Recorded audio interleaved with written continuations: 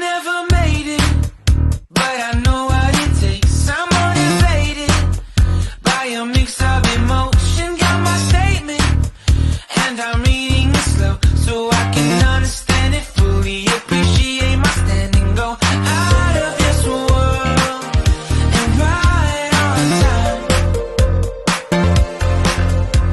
Oh, never in my life have I seen the sky light up like this. I'm far away from Earth and I wanna know if you exist. Mission control, do you read me? Send me my coordinates lately. Mission control, am I drifting? Tie me to someone who will love me, yeah. Wait, I think I'll last a bit longer. Fine. Welcome everyone, welcome everyone, welcome everyone to another Ref Brandon and the Todd Family YouTube video. Wherever you are, whatever you may be doing, thank you so much for making Ref Brandon and the Todd Family a part of your day. We always greatly appreciate it. Of course, it's a Monday, which means that this week's edition of the College Football AP poll came out yesterday. We'll talk about that coming up here in a few short minutes. But first, let me start out today's video by saying that it is the final half week of the regular season in Major League Baseball. And going into Friday night, the Braves trailed the Mets by one game in the National League East. And it looked like they were going to be lucky to win 2 out of 3 because they had to face Jacob deGrom Friday night and Max Scherzer Saturday night.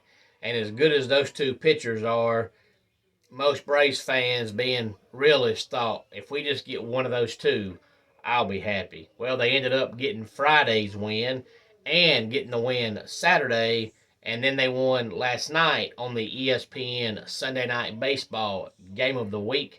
They faced Chris Bassett last night, who is actually a really good, underrated pitcher. So the Braves sweep the Mets over the weekend. They now have 100 wins on the season, and they lead the Mets by 2 games with 3 games to go. So if the Braves win tonight, it's all over with, but all they need is 1 win in the series to win the division because they have the tiebreaker over the Mets. So unless the Braves get swept by the Marlins and the Mets sweep the Nationals, the Braves will win the National League East for the 5th straight season. Last night they had home runs from Dansby Swanson and Matt Olson. And Dansby and Matt Olson actually hit a home run in all 3 games of the weekend series with the Mets. The Braves did announce on, I think it was Friday, that they have re-signed Charlie Morton for 1 more year. And most of the deals that the Braves have made under Anthopoulos, I've agreed with, because every single move they've made, I felt like made the team better. Re-signing Charlie Morton, I don't understand. You've got plenty of pitching help still in the minor leagues, and I've said since the middle of May that I think Charlie Morton is done. And they said last night that in the month of September, his ERA was almost 5.5. So he's done nothing over the last month of the season to get re-signed, but the Braves still re-signed him. He's too old to trade, so hopefully they'll get something out of him next year, but me personally, I wouldn't have re-signed him. Speaking of baseball, the Angels gave Shohei Ohtani a 1-year deal for $30 million. It was his arbitration year deal. It's the largest deal ever for a player under arbitration, but of course we know Shohei Ohtani deserves that money. He is a phenomenal baseball player. For all you NASCAR fans out there, Chase Elliott won at Talladega yesterday. We now have 5 races down, 5 races to go to crown the 2022 NASCAR Cup Series champion. Ryan Blaney comes home second, Michael McDowell third, Ross Chastain, 4th. Denny Hamlin was 5th. Eric Jones, 6th. Todd Gilliland, 7th. Daniel Suarez, 8th. Austin Cindric, 9th. And Chase Briscoe rounded out the top 10.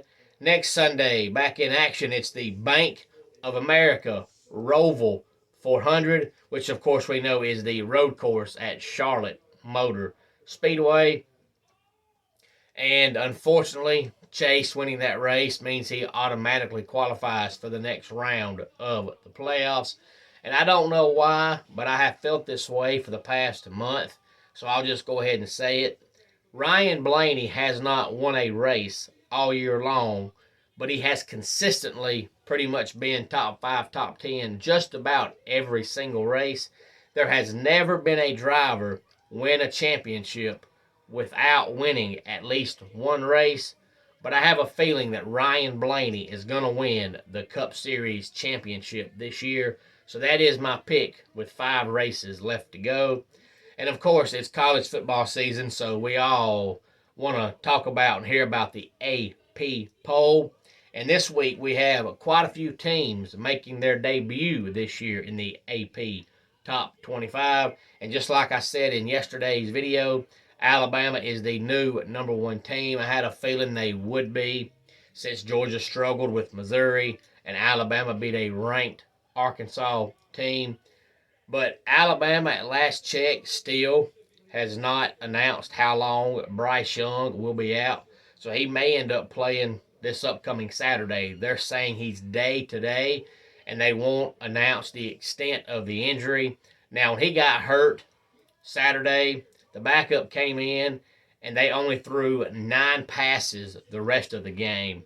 So you really didn't see enough out of him to see whether he's ready or not. But of course, they'll beat Texas A&M by running the ball every play because A&M can't score. But if Bryce Young's not back, I don't think they'll beat Tennessee. I might be wrong, that's just my opinion, but Tennessee's going to score some points. And of course, it may not matter because Bryce Young might be back by the time that game gets here. Georgia is 2, Ohio State 3, Michigan 4, and Clemson is 5th. 6 through 10 is USC, Oklahoma State, Tennessee, Ole Miss, and Penn State. A lot of Clemson fans are upset because Clemson's the only team in the country to have 2 wins over top 10 teams because the last 2 weeks, both of the teams they beat were in the top 10 going into the game. But I still say it doesn't matter because as long as they keep winning, they'll be fine, especially considering if Bama and Georgia both keep winning, they're going to play for the conference championship. Ohio State and Michigan are going to play. So that's at least 2 teams ahead of them that have to lose. So as long as Clemson keeps winning, they'll be fine. Number 11 and number 12, 2 straight Pac-12 teams. Utah comes in at 11. Oregon is 12. Kentucky, 13. NC State falls to 14. And Wake Forest is 15th. 16th, BYU.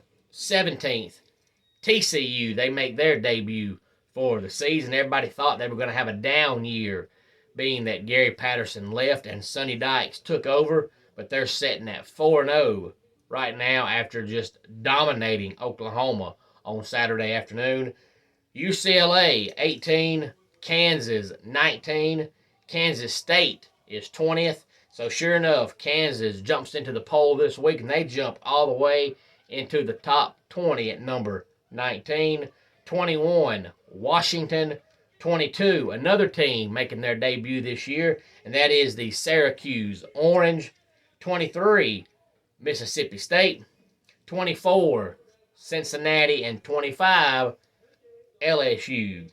Now, LSU will have a huge chance to jump in the polls majorly next week because this Saturday, LSU will play Tennessee, who sits at number 8 right now, and I believe that game is at noon on Saturday. Of course, we'll talk more about all of next week's games coming up later on in the week. Any thoughts on the Braves, the NASCAR, or the AP poll, please feel free to let me know. Let's go ahead and get our dad joke of the day in here. Why does Waldo wear a striped shirt? Because he doesn't want to be spotted. And that wraps it up for today's Ref Brandon and the Todd Family YouTube video. Until next time, it's Ref Brandon saying, just like in pro wrestling, life can be over by the count of 3. Tell your friends and family how much you love them. Bye.